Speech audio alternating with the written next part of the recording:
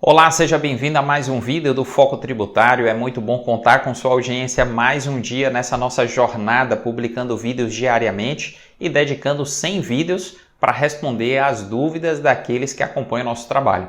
Hoje a gente selecionou a pergunta do Adriano Batista e ele nos questiona sobre o impacto que a reforma da Previdência teve sobre o cálculo do INSS retido dos contribuintes individuais.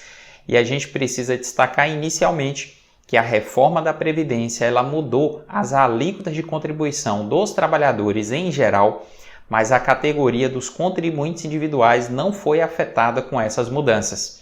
Isso significa dizer que aquilo que as empresas retêm na fonte quando pagam a um profissional autônomo, assim como pagam também a outras espécies de profissionais incluídos na categoria contribuinte individual, como é o caso do sócio de empresa, por exemplo, em relação ao prolabore que ele recebe, tudo isso continua sofrendo a retenção do INSS normalmente com as mesmas alíquotas que já vigoravam antes.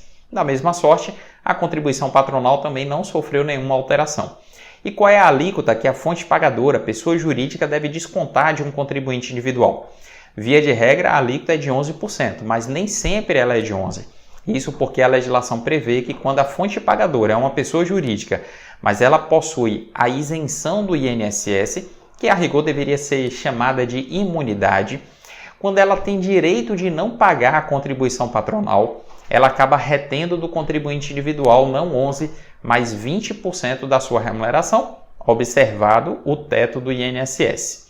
E é importante a gente destacar isso porque, para os demais trabalhadores, como os empregados, inclusive os empregados domésticos, e também os trabalhadores avulsos, que não se confundem com trabalhadores autônomos, a gente tem a aplicação de novas regras a partir de março de 2020.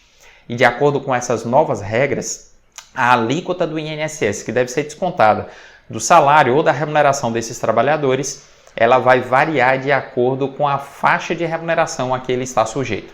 A primeira alíquota deixou de ser 8% e passou a ser apenas de 7,5%, mas ela só vale para remunerações de até um salário mínimo, que agora em 2020 está em R$ 1.045. Ali acima de R$ 1.045 até R$ 2.089, a gente tem uma faixa de tributação com alíquota de 9%, acima disso uma faixa de tributação com alíquota de 12% e por último a alíquota de 14%. Além de a gente ter uma faixa a mais em comparação com a tabela que vigorava até fevereiro de 2020, a gente tem outro diferencial aqui, a aplicação progressiva desses percentuais. É por isso que se a gente pegar a remuneração, por exemplo, de um trabalhador que ganha R$ 5.000, ele vai pagar 14% sobre um pedaço desses 5.000. Sobre outro pedaço ele vai pagar 12%, sobre outro 9% e sobre outro ele vai pagar apenas 7,5%. De maneira que a conta ficou mais complexa, porque ela ficou parecida com a conta do imposto de renda, só que aqui sem nenhuma faixa de isenção, diferentemente do imposto de renda, que até um determinado valor ele não incide.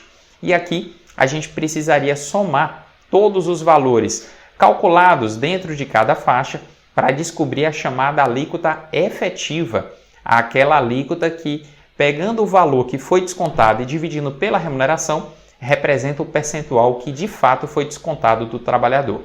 Então, a depender da realidade do trabalhador, em um determinado mês ele vai pagar 12,51%. No outro mês, se ele ganhar um pouquinho mais, de repente ele tem remuneração variável, ele pode pagar ali 12,68%. E outro trabalhador que ganha um pouco menos paga ali 11,86%. Enfim, a realidade em relação à alíquota efetiva de cada trabalhador vai depender da sua remuneração, daquilo que efetivamente ele oferiu, de acordo com essa tabela progressiva. E aqui fica um destaque. Você que por acaso tem empregado doméstico e você faz um recolhimento através do E-Social, até porque é obrigatório, o E-Social já está calculando devidamente, de acordo com essas alíquotas, o valor que você deve descontar e recolher. E ele vai ali dentro daquela guia que você recolhe com todos os encargos. O detalhe é que muitos empregadores domésticos não estão observando que o trabalhador tem direito de sofrer um desconto menor. Por exemplo, um trabalhador empregado doméstico, que ganhava um salário mínimo em janeiro e fevereiro, ele tinha um desconto de 8% sobre o seu salário e o empregador pagava para ele líquido um valor que era o valor do salário menos o desconto de 8%.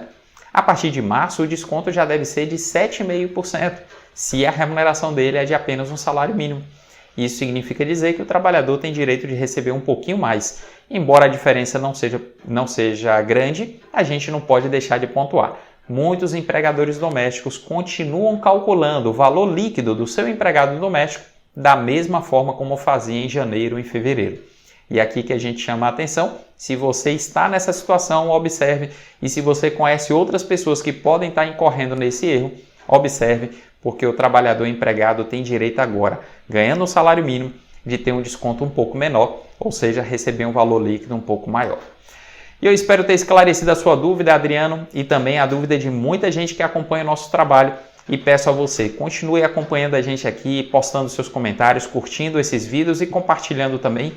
E não deixe de entrar para o nosso canal no Telegram, através do endereço que você encontra aqui nessa tela mesmo, na faixa que a gente coloca aqui abaixo.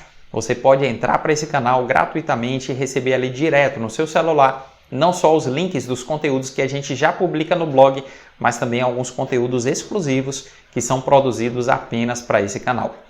Um forte abraço para você e a gente se encontra aqui amanhã, se Deus quiser.